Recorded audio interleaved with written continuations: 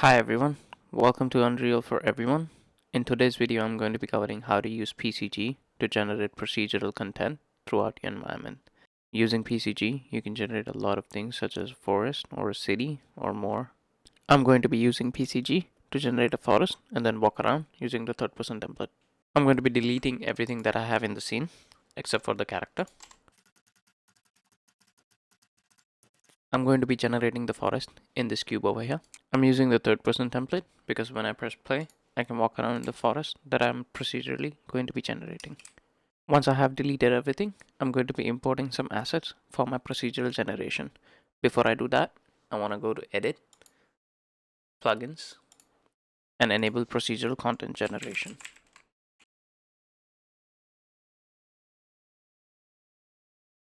Enable the Procedural Content Generation framework and restart the project. Once my project is restarted, I'm going to be getting assets from Fab. I'm going to be using the Hornbeam Forest for this example. Add to project. Select the closest version possible. Once my asset is downloaded, I'm also going to be downloading a forest material.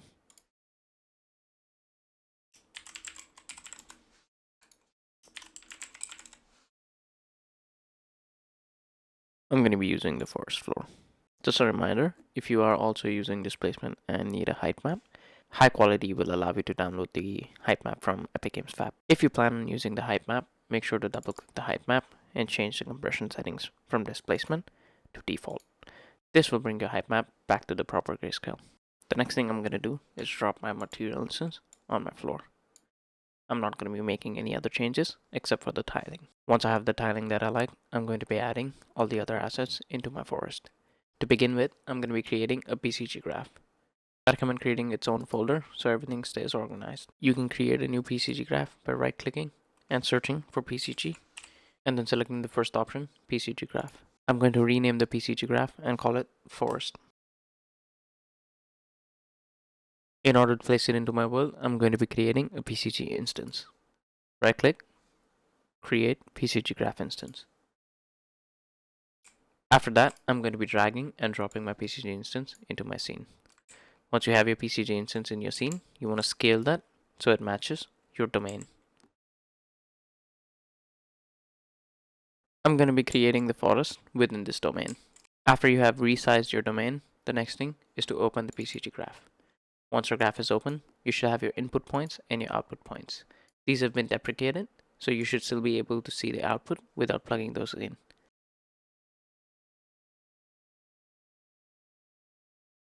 To begin creating our forest, we need to sample the floor that is inside our domain. In order to sample the floor that's in our domain, I'm going to be using a node called world ray hit query. This node allows you to sample anything that is inside this volume that is a static mesh. In my case, I'm going to be sampling this floor. In order to sample the floor, I'm going to be using Surface Sampler. Surface Sampler allows me to sample some points onto the surface. In order to debug this or display the sample points, I'm going to select the node and press D on the keyboard. Once I press D on the keyboard, I can see that my points have appeared on the floor. Now these are the points where I will be able to spawn my forest generation. Once I have my points, I can change how many points are in my scene based on the extent of each point. To show you the working of that, I'll go ahead and reduce the extent from 100 to 50.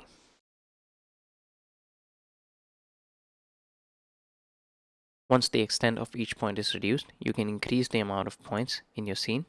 If the extent is higher, let's go back to 100. The number of points decreases as they will not spawn close to each other. That being said, both of these numbers work together.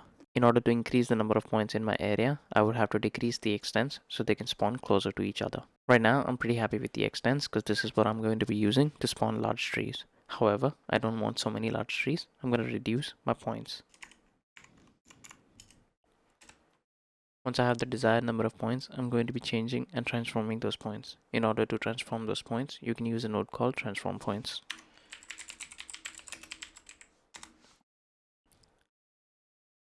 This node allows you to transform the points in multiple ways. First way being the offset, the second being rotation, and the third being scale. For this specific asset, I'm going to be rotating them at a random rotation from 0 to 180 degrees. Once you set the value, in order to see the effect, you need to debug the transform points node. I'm going to turn the debug off on the sampler and move it to the transform points. Once again, select the node and press D. This allows me to see the points rotated in place. Now I can use these points to spawn trees on the points. In order to spawn static meshes on those points, go ahead and get a static mesh renderer. The static mesh spawner, which is a renderer, allows you to spawn multiple instances of static meshes onto these points. In order to select a mesh, click on mesh entry, head down into index, head down into descriptor, and add your static mesh over here. In my case, I'm going to be adding the hornbeam forest tree pack. I'm going to be adding the big tree. Once I add the tree, as you can see, it has copied the tree onto those points. I'm going to be reducing the points and turning the debug off. Since this is procedural, I can leave everything in its place and go ahead and reduce the points. If you see something you like, that's good to go. If you're not happy with the generation, you can also select the surface sampler node and play with the seed. This will randomly generate trees and points on random areas. Once you have something you like, I'm going to be repeating the same process again. This time I'm going to be placing some other trees. In order to do that, I'm going to select my transform points in surface sampler, copy them, and paste them. Once I have the node copied, I'm going to collect that to the world array, and then I'm going to debug the second surface sampler. This time I'm going to change the seed so they're not overlapping, and I'm going to find something where I can place the other thin trees. I'm going to select the transform points, keep the same rotation, and use another static mesh spawner.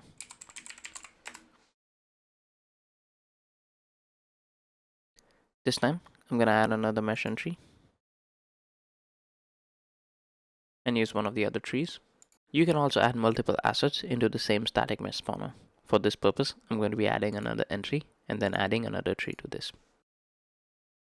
If you've added multiple assets in your static mesh spawner, you can use the weight under the index in order to specify which one takes up more space in your environment.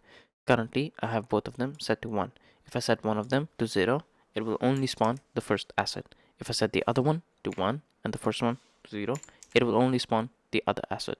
This way, you can control which one do you want more of. So I can do 2 on the first one and 1 on the second one, and that'll be 50% more than the second one. Next, I'm going to be introducing the saplings from the same pack into the forest, but at a much denser rate. I'm going to copy the transform points and the surface sampler. Once I have them copied, I'm going to connect the world hit array again to my surface sampler. This time, I'm going to debug the surface sampler and increase the number of points and decrease the extents.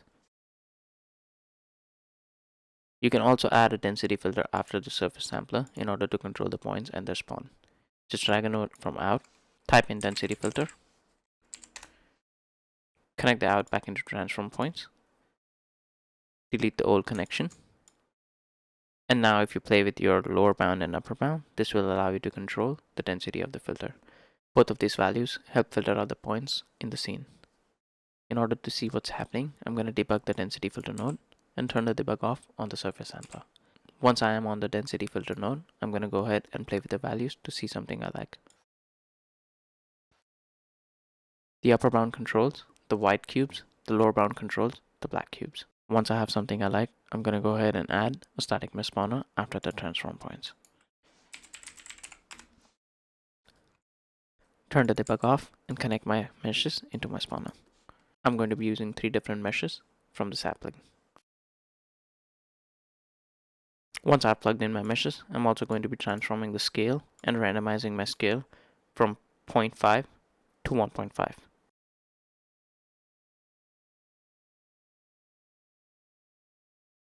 This will give me a scale variation as well as the rotate variation within the saplings. I'm also going to increase the points from the surface sampler. This allows me to get a very lush forest without doing much. The next thing to do is bringing a floor asset. I'm going to go on Quixel and find something such as a forest floor in order to duplicate that onto my floor. I'm going to be downloading the Nordic floor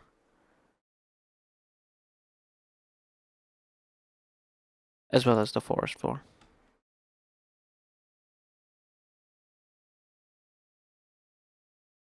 Now this isn't ideal for a large environment, but for a small space, I would like to get some more elevation. I can also use the displacement map, but I also want to show you guys that you can use static meshes as a floor in order to get a little bit more depth in your scene. Before I add the floor, I would like to organize the graph. In order to organize the graph, you can select the nodes and press C to comment box them. I'm going to comment box this into big trees. Just give me a minute and I'll organize everything. Now that I know which node is doing what, I can go ahead and add my floor nodes. I'm going to copy the surface sampler density and transform points. Connect my world ray. And then I'm going to change the seed on this. After changing the seed, I'm going to debug the transform points. For the floor, I'm going to be using a lower extent, such as 20. I'm also going to increase the number of points so I can spawn the floor everywhere.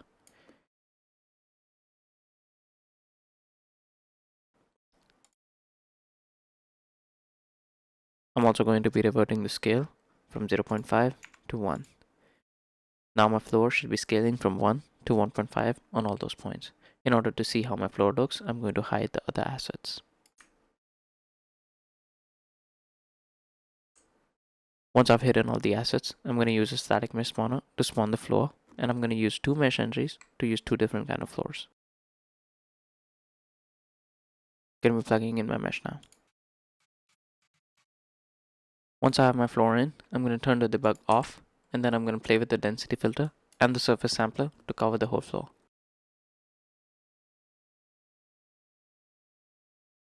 This works pretty good for now. I'm going to turn all my trees back on again. I'm going to comment box the floor.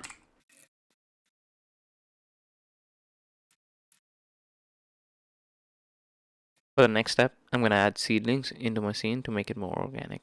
In order to have seedlings in my scene, I'm going to copy the same sampler from my floor since it has a lot of points, and then paste my seedlings onto those points.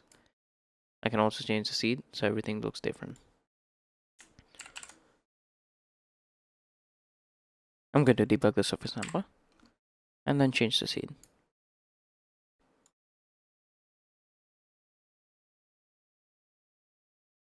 Once I have a different seed, I'm going to add another static mesh spawner. And within this, I'm going to add all my seedlings. You can also play with the weight in order to have more of one seedlings. I'm going to turn the debug off. Comment box this as seedlings. And now I'm going to take a look at the environment. Now that you have your PCG forest, the next step is to know how you can stop the PCG graph from spawning in certain areas. In order to do this, I'm going to be using a volume and then subtracting that area from my graph. To add a PCG volume, click on the add icon, go to volumes, and then add a PCG volume. Once you have a PCG volume in your scene, you can change the shape of the volume on the right side in the details panel. I'm going to be changing my brush shape from box to a cylinder. Once I have that, I'm going to be scaling this up so I have an area where nothing is spawning within the forest. Once you have the desired size, go ahead and look up tag under the object. And I'm going to give this object a tag under actor as PCG clean.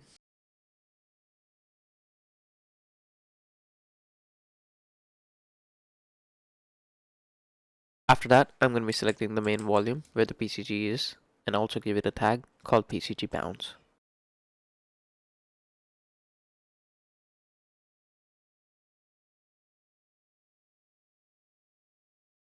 Once you've renamed your volumes, it's time to subtract the inner volume from the main PCG volume. In order to do that, I'm going to head into my PCG graph.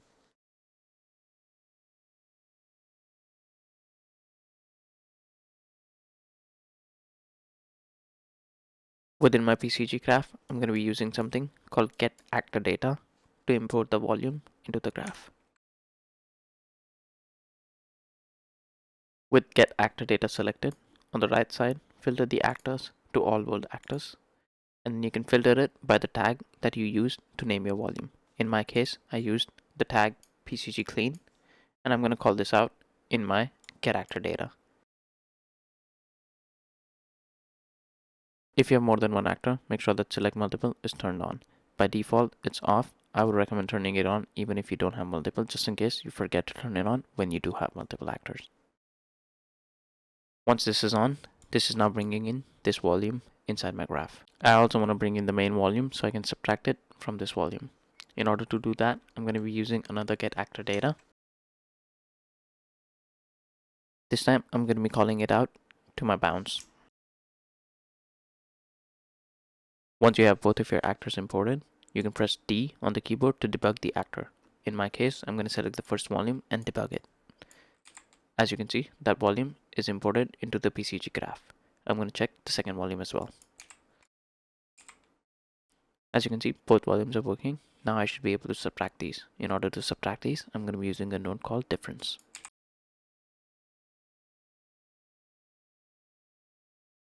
This node allows me to subtract my smaller volume from my bigger volume.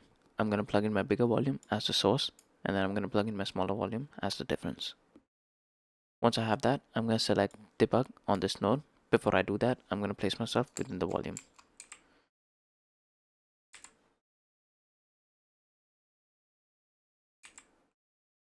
As you can see, that this volume is now subtracted from the bigger volume. Once I know that this is working, I can go ahead and plug this in into my bounding shape of the assets that I want to remove. For example, I want to remove everything from this area except for the floor. I'm going to turn the debug off.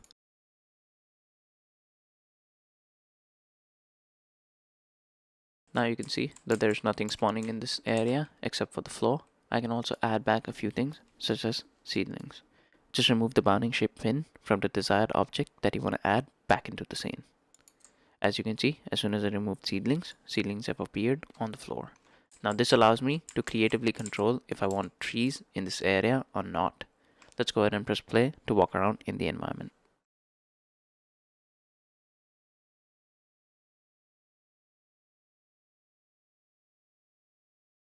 As you can see, we've generated a procedural forest using PCG graph. You can almost generate anything and copy any static mesh onto these points, such as cities. I hope you like this video.